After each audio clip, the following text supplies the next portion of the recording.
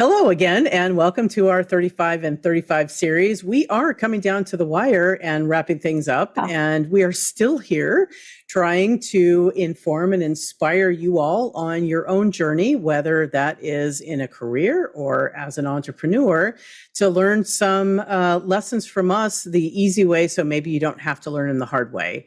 I think this is one that we have struggled with a little bit. It took us a long time to kind of find a balance with it. And Sherry, why don't you take it away? All right. Thanks for joining us again.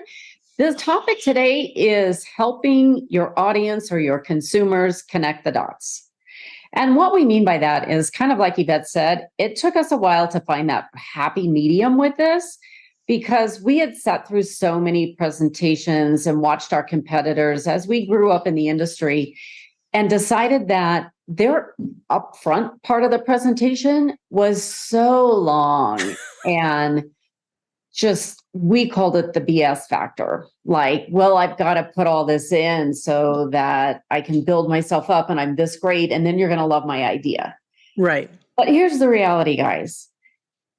People need to know why your idea is great, but they don't need to spend a third or more of your presentation on that part. So we found this nice little balance where in the beginning we tell them what they're going to hear and learn, and then a little bit about why it's going to be great. And then we tell them the idea, like the big idea. We build it up a little bit, and then we close with, and it's going to do these things, and that's why it's going to be so great. And that's just a good rhythm to get into, no matter who your audience is or what you're presenting. Just sort of think about that as a nice rhythm for any presentation that you're doing. You have to help them connect the dots, but remember, their attention span is short. And the higher up the chain you're going with executives, the shorter the attention span. And so make sure you tell them why it's so great, and then really deliver that great idea, and then why it's going to be so great, all the benefits that will come out of it. And I think we have decided and learned that's really the best formula.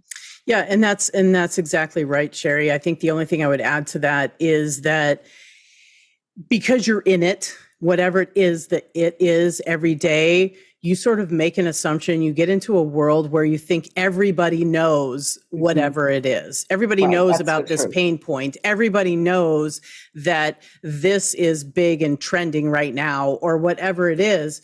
But we're here to tell you they don't. They don't know it. And if you don't take the opportunity to give the why and really be clear about that, they're going to miss why it's so great. And you know it's great, but they don't know it's great. So you can't make assumptions about that. So when you sort of deliver that, exactly as Sherry said, whether you're in the marketing space and you're presenting to stakeholders, or whether you're a B2B SaaS and you're talking about why your product is so awesome, you really have to step back and think about what they don't know, because it's a lot more than you think. Absolutely. Good point.